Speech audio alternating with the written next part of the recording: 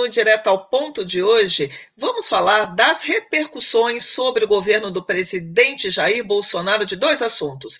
A alta no preço do arroz, que é item da cesta básica do brasileiro, junto com o feijão, que disparou, assim, o preço está nas alturas, e também a suspensão da vacina de Oxford, né, que estava sendo vista aí como uma solução aí para a Covid, e em contrapartida, a vacina que está sendo desenvolvida com a China, capitaneada pelo opositor do presidente Jair Bolsonaro, João Dória, que é uma espécie de garoto propaganda dessa vacina, está aí ainda, né, em testes e, pelo que o governador diz, não traz nenhuma reação. Para comentar o assunto, o nosso editor Gustavo Porto, que fala diretamente de Brasília. Tudo bem, Gustavo? Tudo bom, Beth, tudo tranquilo, assim, o impacto político, né, popular, é muito negativo para essas duas notícias que cresceram ontem, né, uma delas surgiu no final da tarde de ontem, e da primeira questão do arroz, né, o preço do arroz disparou no Brasil.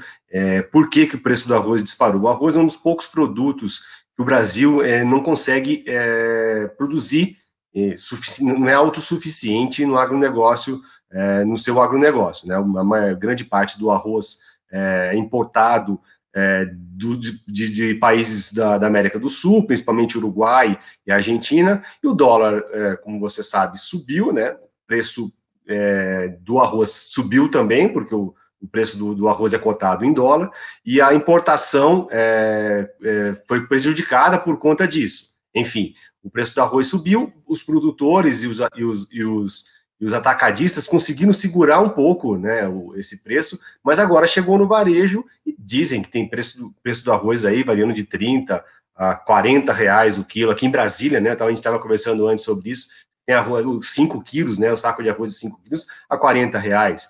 Então, isso é uma notícia muito ruim, né? Porque quase todo brasileiro come arroz, é um produto muito comum, é um item da cesta básica, isso gera inflação e gera uma cadeia aí negativa política ruim para o presidente Bolsonaro e o que o governo está pensando em fazer. É uma pressão grande para que o governo tire uma tarifa, a TEC, né? Uma tarifa de importação sobre produtos agrícolas, entre eles o arroz, para poder tentar baratear o produto, né? O presidente Bolsonaro chegou a falar semana passada que ia conversar com supermercadistas para serem patriotas, mas isso a gente sabe muito bem, né, Beth, que não existe entre supermercadistas. Já a questão da vacina, né, a vacina da AstraZeneca, que é em parceria AstraZeneca e Oxford, que está sendo testada aqui no Brasil, né, que seria pelo governo brasileiro, que poderia ser produzida pela Biomanguinhos, a Fiocruz, enfim, uma unidade do governo federal. Houve uma reação em um paciente, né, uma das pessoas que estão testando a vacina, e na Inglaterra, no Reino Unido, e foi suspensa toda a pesquisa, pausada, né, foi pausada para poder ver qual tipo, se essa reação tem a ver com a vacina ou não, qual tipo de reação. Já procuraram tranquilizar, que é um negócio comum, né, pausas em pesquisas de vacinas, né, de um produto novo, e são milhares de pessoas que estão sendo testadas, não houve nenhuma reação aqui no Brasil, mas isso, conforme a gente mostrou ontem, Beth, o repórter Matheus Fagundes e a repórter Tânia Monteiro mostraram que um balde de água fria no governo. O governo esperava, nessa quinta-feira, assinar o acordo final para poder produzir essa vacina aqui no Brasil, e depois que os testes forem concluídos, a previsão, essa vacina estava na frente, né, essa candidata, a vacina estava na frente, e produzir logo já a partir de outubro para poder vacinar entre dezembro e janeiro do ano que vem, Beth.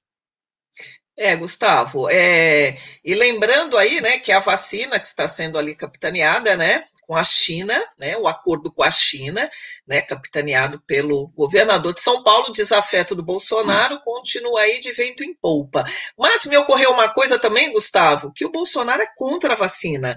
Então, isso pode ser também, vamos aguardar para ver, obviamente, é uma má notícia para o governo, né, que teria o que apresentar, mas vamos ver como é que o presidente Jair Bolsonaro, que está sempre na contramão da ciência, o que ele vai dizer sobre o assunto, né? Ele pode até tentar capitalizar em cima disso, né? Já que ele é contra, ele já se mostrou contra vacina, contra máscara, contra tudo, né, Gustavo?